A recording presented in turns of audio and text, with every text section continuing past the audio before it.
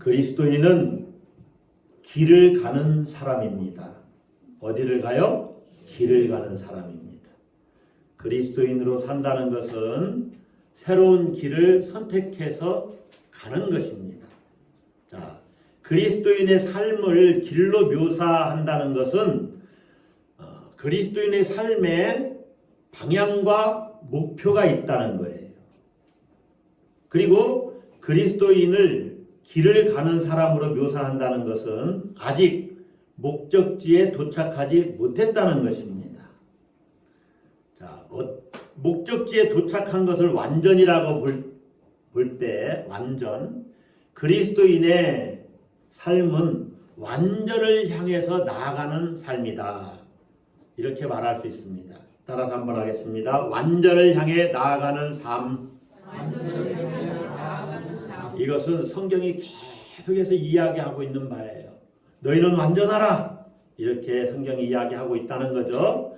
모세는 출애굽한 이스라엘 백성들에게 너는 내 하나님 앞에서 완전하라. 이렇게 말했고, 예수님은 제자들에게 그러므로 너희 하늘 아버지께서 완전하신 것 같이 너희도 완전하여라. 이렇게 말했습니다.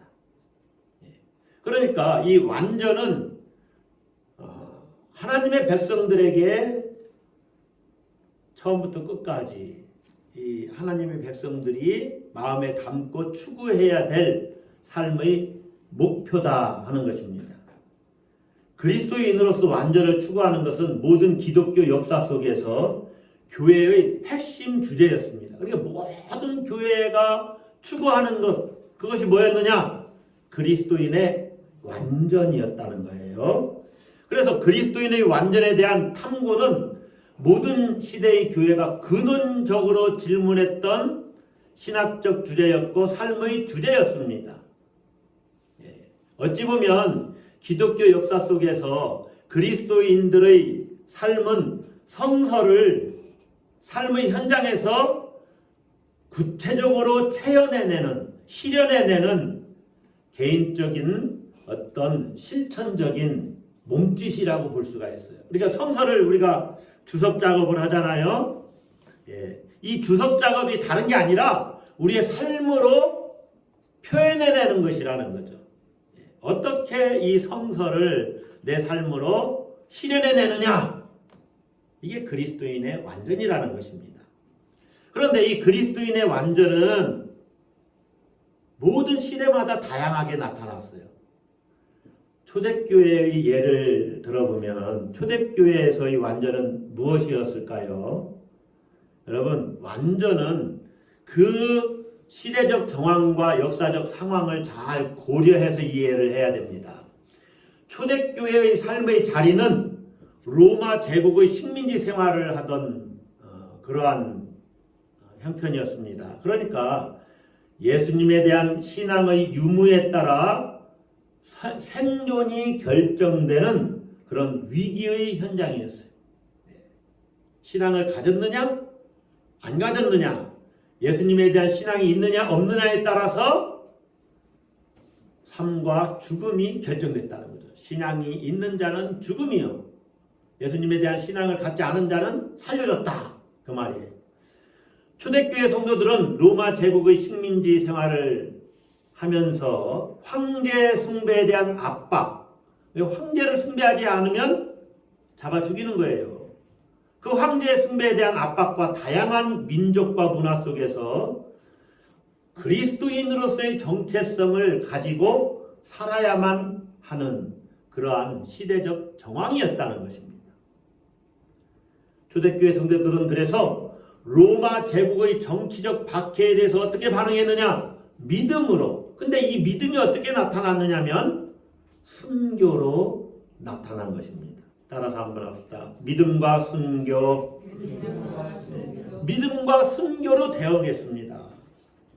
그러니까 초대교회 상황에서는 내가 그리스도인이 된다는 것은 죽음을 각오해야만 하는, 순교를 각오한다는 그런 의미였어요. 초대교회 신자들에게 그리스도인의 정체성은 바로 거기에서 드러났어요. 너가 예수 믿음으로 죽음을 각오했느냐? 그렇지 않느냐? 이것이 너가 성도냐 그리스도인이냐 아니냐를 결정했다는 거예요. 그러니까 자연스럽게 그리스도인의 완전은 초대교회에서는 순교를 통해서 드러났다. 다시 말하면 따라서 한번 하겠습니다. 순교는 완전이었다. 지금 제가 초대교회 상황만 이야기하는 거예요. 그리스도인의 완전이 어떻게 드러났냐면 순교함으로 드러난 거예요. 자, 오늘날 우리는 이 완전의 가치를 초대교회에서의 완전의 가치를 그대로 적용할 수는 없습니다. 우리에게 적용될 완전의 가치는 아닙니다. 그럼 우리는 어떤 그리스도인의 완전을 추구할 것이냐? 성서적으로 우리가 해답을 얻어야 되지 않겠습니까? 오늘은 그리스도인의 완전에 대한 이야기를 할 터인데 그 전에 그리스도인의 완전을 우리가 추구하려면 반드시 알아야 되는 한 가지를 제가 지난주에 여러분과 함께 말씀을 나누었어요. 그것이 뭐였느냐? 그리스도인의 완전을 지향하기 위해서 우리가 알아야 되는 한 가지는 따라서 한번 하겠습니다. 하나님이 여기 계시다. 하나님이 여기 계시다. 그래서 제가 몇 주간 이 완전에 대해서 여러분과 같이 말씀을 나누려고 하는데 오늘 설교는 그러니까 지난 주일 설교의 연속 시리즈로 생각을 하시면 되겠습니다. 자, 하나님이 여기 계시다 하는 것을 우리가 알아야 완전을 추구하는데 동력을 얻어요. 자, 지난주 설교 본문을 여러분 한번 생각을 해보세요. 창세기 28장 10절로부터 16절 말씀을 우리가 같이 나누었는데 야곱이 브엘세바를 떠나서 하란으로 지금 가는 길입니다. 가다가 한 80km 정도 가다가 베델에서 이제 저녁을 맞이하게 된 겁니다. 그래서 누워 자는데 돌을 하나 갖다 베개로 삼아서 누워 자는데 꿈을 꿨죠. 꿈속에서 사다리를 보았는데 사다리 꼭대기에 누가 서 계셨어요? 자, 이 정도 말씀드리면 생각날 법도 한데 아무리 우리가 생각이 잘 안 나더라도 누가 서 계셨어요? 하나님이 서 계셨어요. 사닥다리 꼭대기에 하나님이 서 계신 것을 꿈속에서 본 겁니다. 그래서 꿈에서 깨어나서 야곱이 뭐라고 고백합니까? 여호와께서 과연 여기 계시거늘 내가 알지 못하였도다. 그래서 하나님과의 만남은 하나님의 하강과 인간의 상승에 의해서 만남이 이루어지는 것이다. 그랬죠? 예. 오늘 우리는 하나님께 지금 올라가고 있는 중입니다. 지금. 예. 영적으로 그렇다 그 말이에요. 하나님이 이미 우리 가운데 임하셔 있으니까 하나님은 내려오셨죠. 이것을 아는 것이 우리의 영적 상승이 이루어지는 것이다. 이제 지난주 설교가 생각이 나시죠? 예. 만남이라는 것은 누가 오든지 간에 같이 이렇게 손바닥에 마주치는 사건과 마찬가지로 하나님과의 만남은 하나님의 하강과 우리가 하나님의 하강을 받아들임으로 이루어지는 거예요. 그것은 하나님의 하강을 받아들인다는 것은 하나님이 여기 계시다는 것을 아는 것, 하나님의 임재를 의식하는 것이다.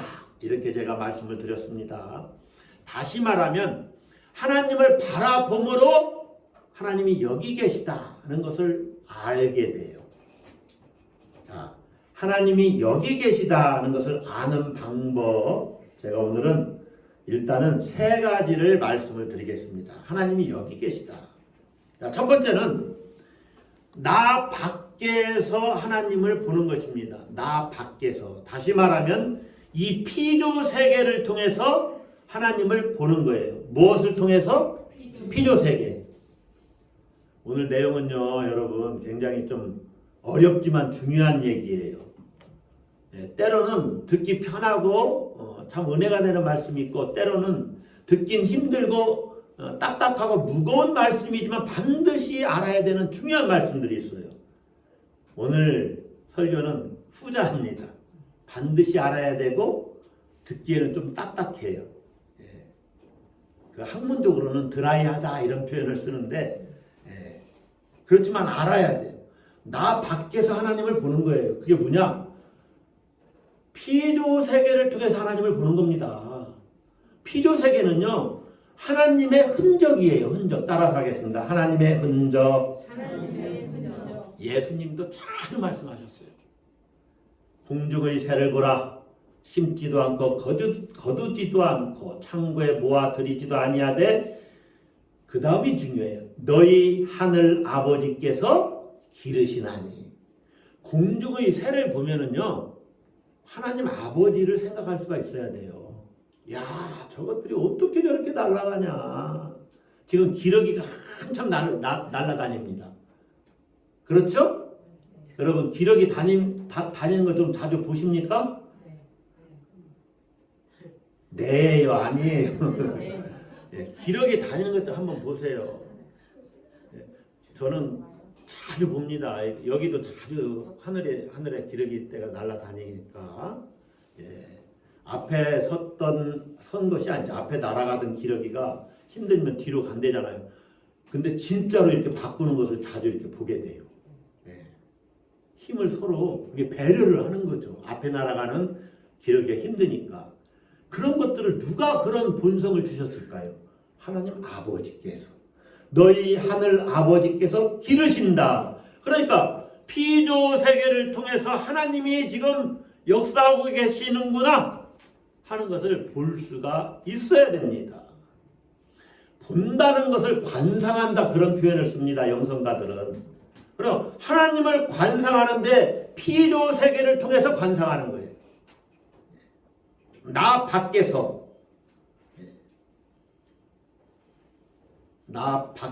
우리 밖에서 하나님을 관상하는 거예요.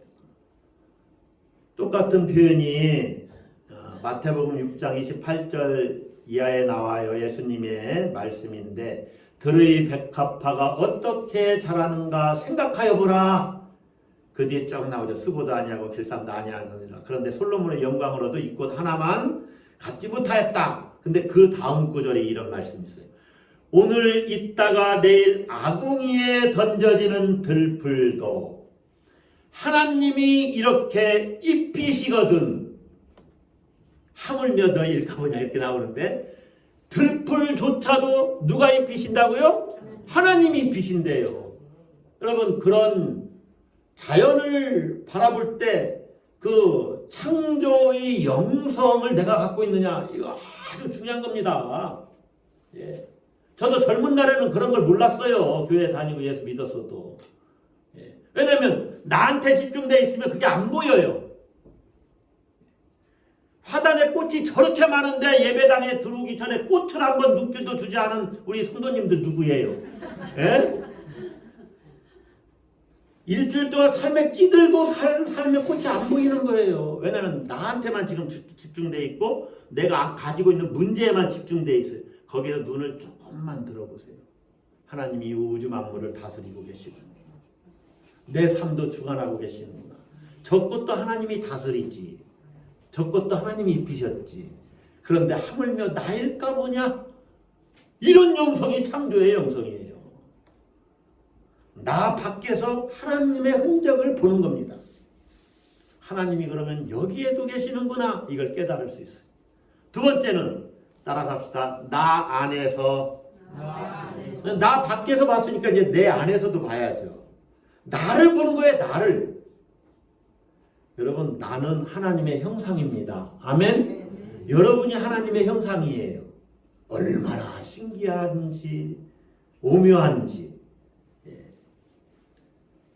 하나님의 형상으로 지음받은 인간의 내면, 내 영혼 안에 계신 그 하나님을 내가 내 영혼을 통해서 보는 겁니다.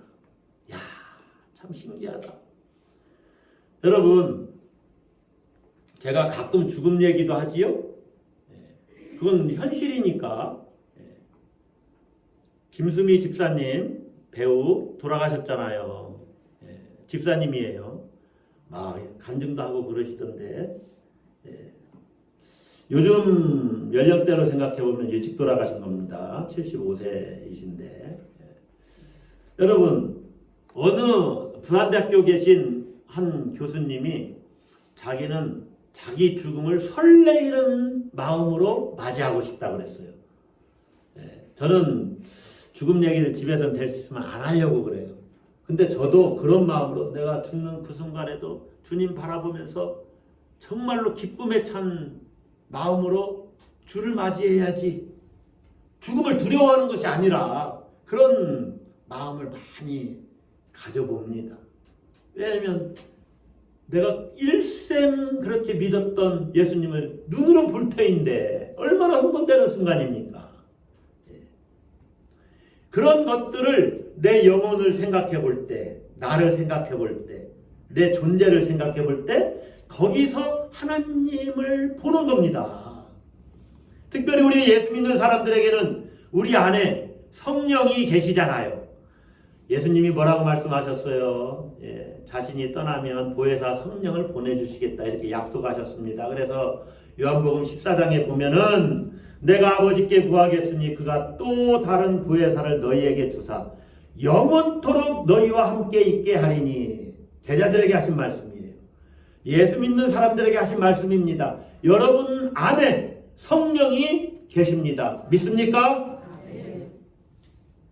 성령이 계시니까 여러분을 가만히 생각을 해봐요. 내 안에 하나님이 계셔.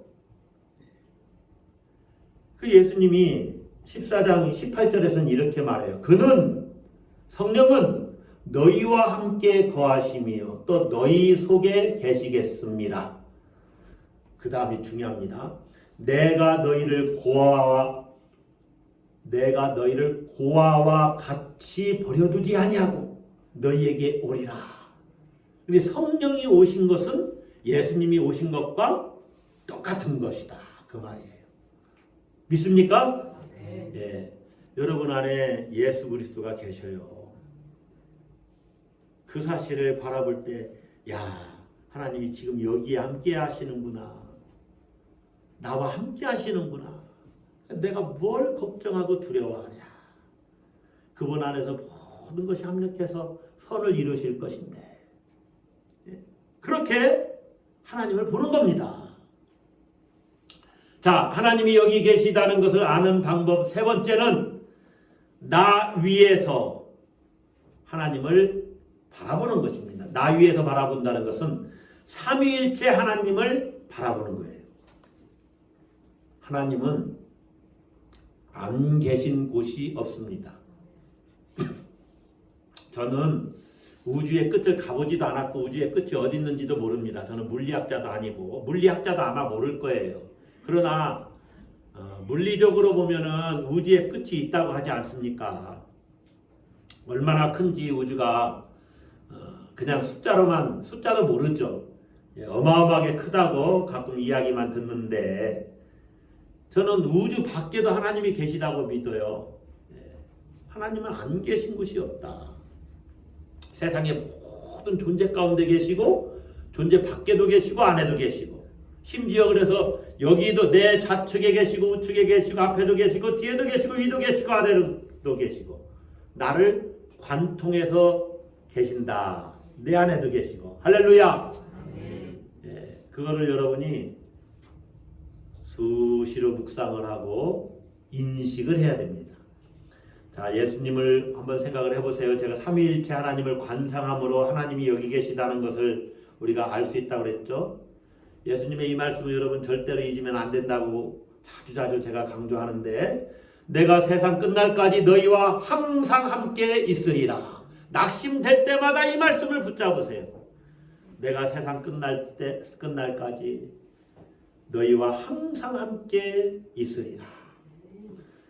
여러분, 우리가 그리스도인의 완전을 추구하려면 하나님이 여기 계시다는 인식을 가지고, 하나님이 지금 나와 함께 하신다는 인식을 가지고 하나님 앞에서 살아갈 때 온전히 그리스도인의 완전을 추구하는 힘을 얻습니다. 믿습니까?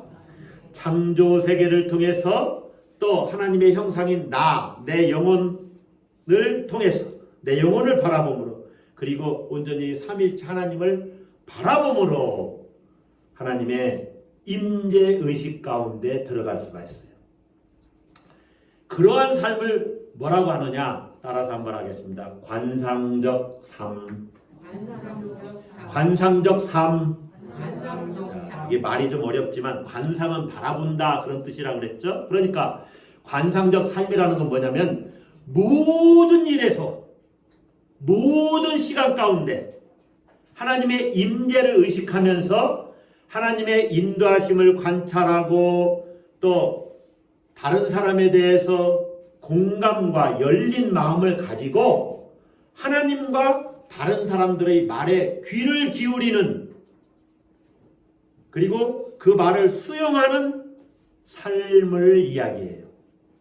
하나님이 어떻게 인도하시는지 하나님의 말씀에 또 귀를 기울이고 다른 사람들의 말 속에서도 하나님이 나를 어떻게 인도하시는지 어떻게 역사하시는지를 듣는 수용적인 태도, 자세, 삶, 그런 것이 관상적 삶입니다. 모든 만물 가운데서 모든 사건 속에서 일상 속에서 자, 그러니까 아름다운 음악이 들려요.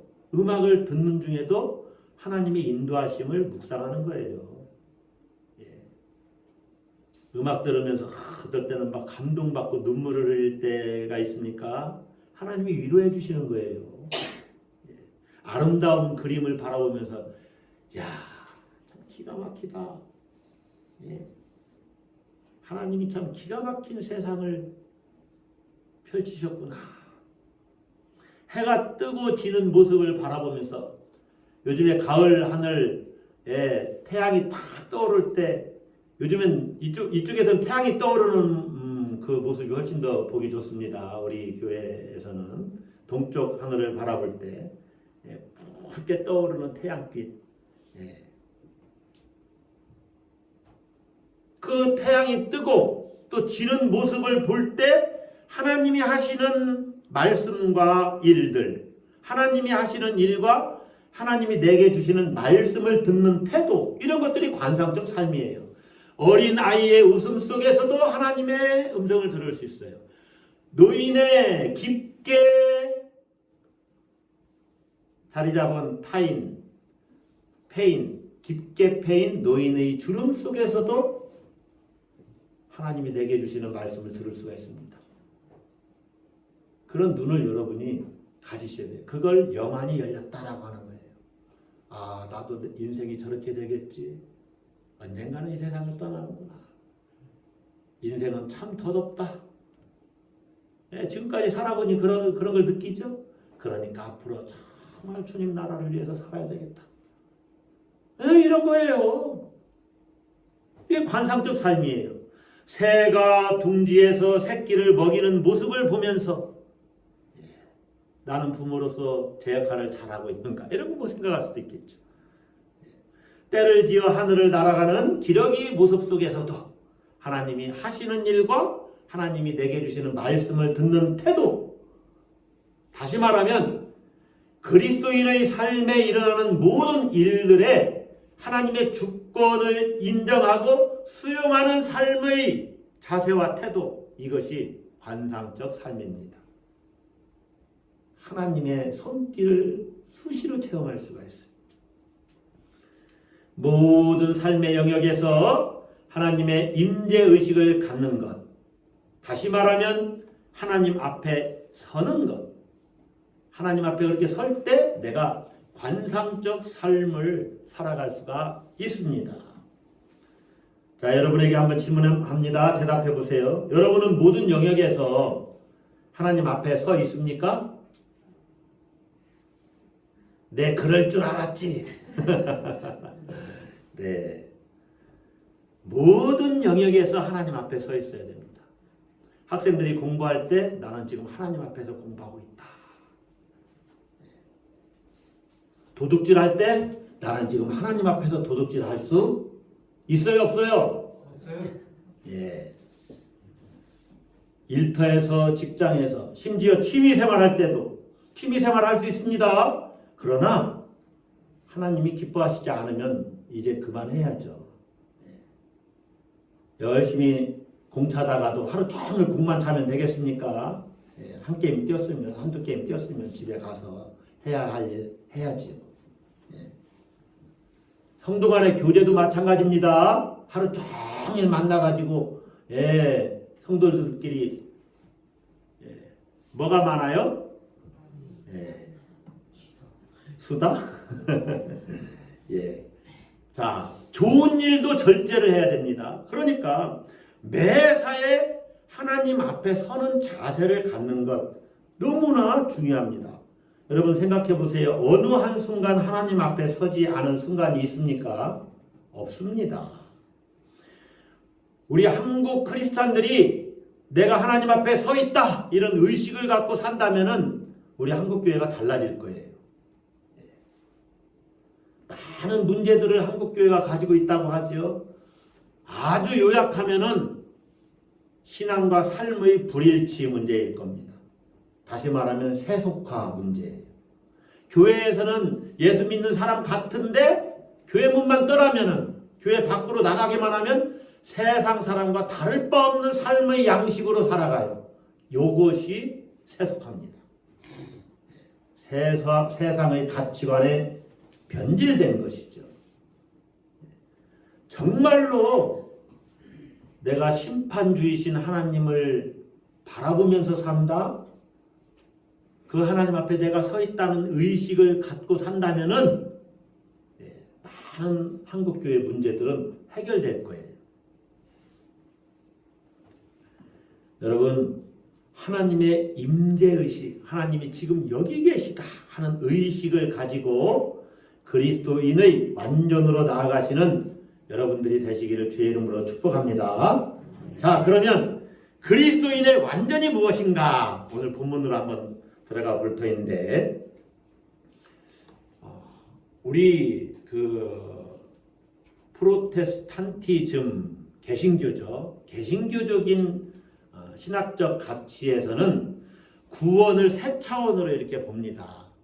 따라서 한번 하겠습니다. 칭의, 성화, 영화. 이건 절대 잊으면 안 돼요. 따라서 합시다. 칭의, 성화, 영화. 그러면 거듭남, 중생은 어디에 포함이 될까요? 칭의. 칭의와 동시에 일어나는 존재적인 사건이 있는데 그게 중생입니다. 그래서 따라서 합시다. 칭의와 중생. 이건 한 묶음이에요.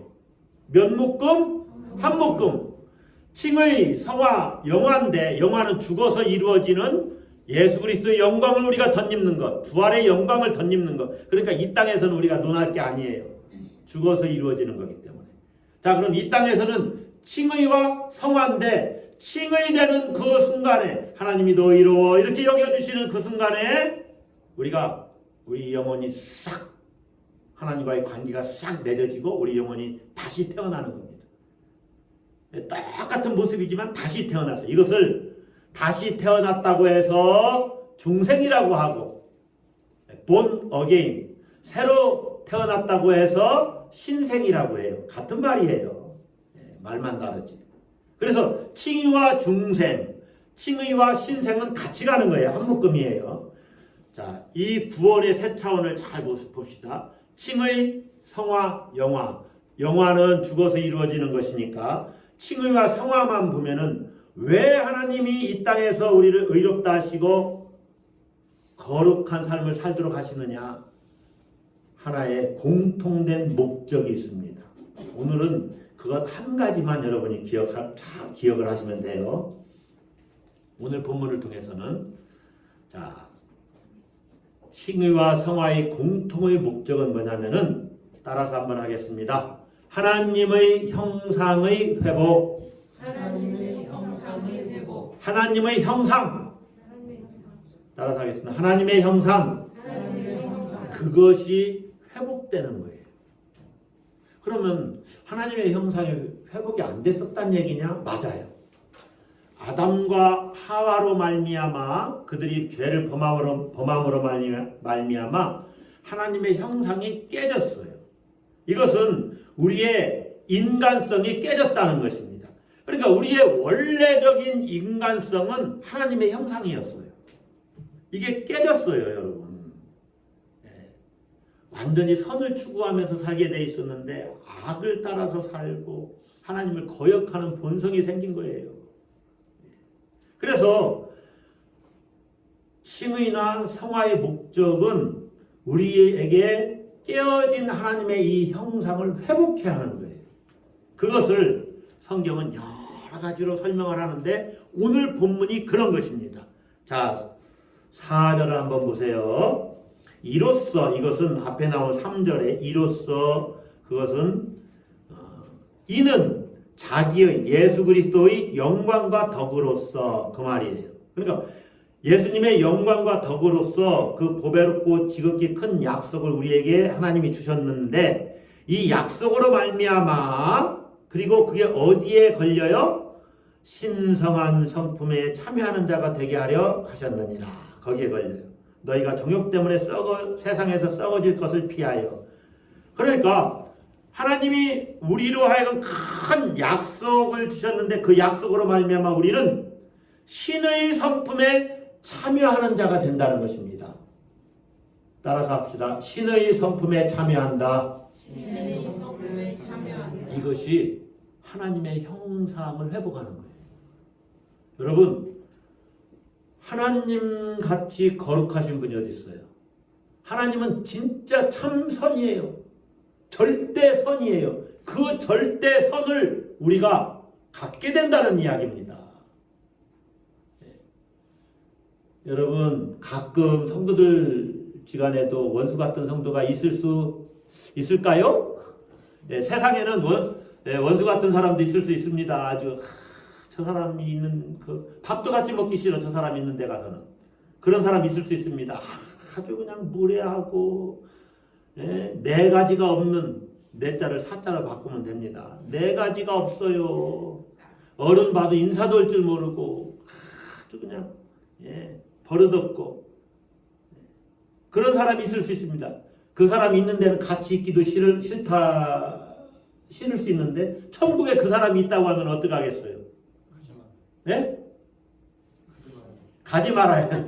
근데 다행히 감사한 것은 천국에 그런 사람이 없어요. 그 사람이 완전히 변화가 돼가지고 하나님같이 돼 있어요. 신의 성품을 갖게 됩니다. 할렐루야. 그 사람만 그래요? 나도 그래요. 그러니까 기가 막히고 코가 막힐 일이 천국에 가게 되면 이루어지는 겁니다. 이게 그리스도인의 완전이에요. 그 그리스도인의 완전을 이 땅에서도 이루는 겁니다. 이게 우리의 목표라는 거죠. 완전을 향해서 나가는 삶. 신의 성품에 참여하는 것. 여러분, 본문에서 신성한 성품에 참여하는 자가 되게 하려 하셨느니라. 신성은 신의 성품이죠. 그러니까 신의 성품에 참여하는 자, 이거를 신성한 성품에 참여하는 자가 되게 하려 하셨다. 이렇게 개역 한글판 성경은 그렇게 번역을 했는데 새번역 성경은 이것을 아주 쉽게 번역을 했습니다. 하나님의 성품에 참여하는 사람이 되게 하시려는 것입니다. 이렇게 번역을 했어요. 하나님의 성품에 참여한다. 이것이 하나님의 형상을 회복하는 것입니다. 쉬운 말로 그리스도의 마음을 품는 겁니다. 너희 안에 이 마음을 품으라. 곧 그리스도 예수의 마음이니. 그거예요. 신의 성품, 신의 본성에 참여하는 것은 하나님의 형상으로 나를 새롭게, 내 마음을 새롭게 갱신하는 거예요. 완전히 존재가 달라진 겁니다. 이것을 에베소서나 골로새서에서는 새 사람을 입었다 이렇게 말을 해요. 골로새서 3장 10절은 옛사람과 그 행위를 벗어버리고 새 사람을 입었으니, 그 뒤에 잘 들어보세요. 이는 자기를 창조하신 이의 형상을 따라, 나를 창조하신 이의 형상, 하나님의 형상을 따라 지식에까지 새롭게 하심을 입은 자니라. 그러니까 모든 면에서 내 지식까지도 새롭게 바뀌었다 그 말입니다. 하나님의 형상을 따라서. 여러분, 내가 예수 믿고 구원받는다, 내가 예수 믿는다, 무엇을 위해서 살아가야 되느냐? 여러분, 세상 것 좋지요? 세상 것 좋아요? 나빠요? 솔직하게 대답해 봅시다. 좋잖아요. 아멘? 네, 좋아요. 잘 쓰면 좋은 거예요. 예. 돈 좋아요, 나빠요? 돈 나쁘다고 혹시 생각되는 분들은 죄송하지만 오늘 다 놓고 가세요. 예, 돈 좋은 거예요. 잘 쓰면 좋은 거예요. 그런데 여러분, 돈에 내 인생을 팔아넘길 수 있습니까? 그게 우리 인생의 목적이 아니에요. 그러니까 여러분의 눈을 딱 고양시켜야 돼요. 고양시키다. 우리가 고양이 바로 옆에 살면서 눈을 고양시키지 않으면 되겠습니까? 예. 기독교의 본질은 뭐냐? 타락으로 인해 빼앗긴 인간성, 그 하나님의 형상을 그리스도를 통해서 완전히 회복하는 거예요. 그러니까 회복이라는 것은 내가 하나님의 모습과 같이 되는 것입니다. 단순히 죄로부터의 구원, 그것만이 회복이 아니에요. 회복은 하나님의 충만하심이 내 안에 가득 채워지는 것입니다.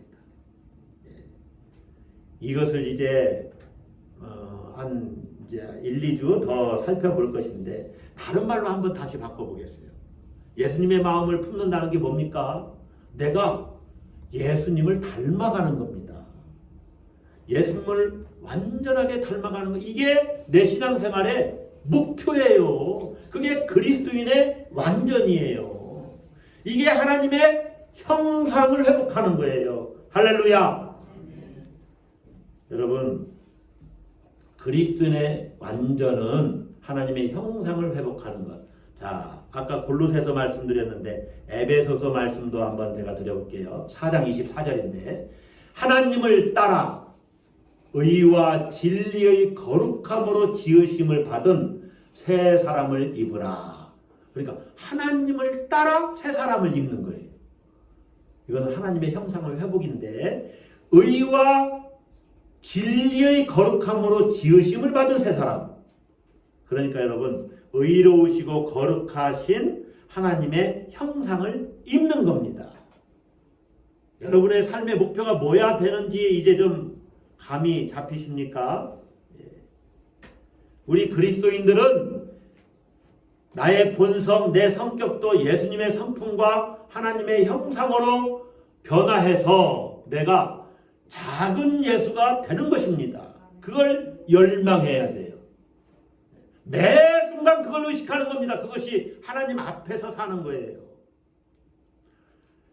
여러분, 우리를 의롭다 하시는 칭의 말씀드렸죠. 이것은 예수님에게 은혜를 입은 건데 이걸 전가하시는 은혜라고 말합니다. 예수님이 십자가를 지고 죽으심으로 예수님이 가지신 의를 우리에게 이렇게 덮어 씌워주시는 은혜, 전가하시는 은혜예요. 이것은 객관적으로 수동적으로 우리에게 이루어지는 겁니다. 우리를 위해 주시는 의롭다 하심의 은혜는 이 전가하시는 은혜가 있습니다. 칭의죠. 이걸 임퓨테이션이라고 그래요. 따라서 합시다. 전가하시는 은혜. 그런데요, 하나님이 우리에게 주시는 은혜는 전가하시는 은혜만이 아니라 변형의 은혜가 있어요. 예수님이 이 땅에서 율법을 완성하시는 그 의를 우리에게 주신다는 거죠. 이것은 의롭다 하시는 은혜와는 조금 달라요. 이걸 변형의 은혜라고 그래요. 다시 말하면 성령께서 우리 안에 내주하셔서 내가 그리스도인의 완전을 이루어 가도록 나를 도와주시는, 나를 변형시키는, 성화시키는 은혜입니다. 이걸 임파테이션이라고 그래요. 아까는 임퓨테이션, 지금은 임파테이션. 나를 계속 변형시키는 은혜예요. 좀 어려운 말이지만 여러분이 기억해 둘 필요가 있어요. 전가하시는 은혜, 변형시키시는 은혜가 있다는 거예요. 신앙의 위대한 목적은 내가 전가된 은혜를 입고 칭의를 받고 이제 의롭다 하시는 삶을 살아가는 겁니다. 이것이 성화의 삶이고 그리스도인의 완전을 이루는 것이고 하나님의 형상을 완전히 회복해 가는 할렐루야. 여러분의 삶의 목표가 뭐여야 되는지 아시겠지요? 구원의 목적은요, 인간 안에서, 나 안에서 하나님의 형상을 완전히 회복하는 것입니다. 여기에 삶의 목표를 다 세우고 무슨 일이 있든지 간에 나는 이 일에 집중하리라. 그것을 의식해야 됩니다. 제가 전할 말씀 오늘은 다 전했는데 좀 딱딱했죠? 부드러웠어요? 여러분, 우리는 길을 가는 사람입니다. 완전을 향해서 길을 가는 사람이에요. 그러니까 매 순간 하나님이 나와 함께 하신다. 이것을 의식하면서 내가 가야 할 목표가 뭔가. 그리스도인의 완전을 이루어야지. 다시 말하면 하나님의 형상을 완전히 회복해야지. 그것을 표대로 삼는 거예요. 여러분을 하나님의 수준으로 끌어올리시는 것이 하나님이 여러분에게 기대하시는 것입니다. 그러니까 세상살이가 아무리 버거워도 나는 하나님의 형상으로 지음받은 존재야. 나는 하나님의 성품에 참여할 거야. 나는 하나님의 형상을 온전히 이루며 살아갈 거야. 그것을 놓치면 안 됩니다. 여러분은 여러분이 하나님의 성품에 참여할 자라는 것을 아십니까? 다시 질문하겠습니다. 여러분이 하나님의 성품에 참여할 자라는 것을 아십니까? 예. 그러면 여러분은 어떤 삶의 목표를 가지고 사시겠습니까? 기도하겠습니다.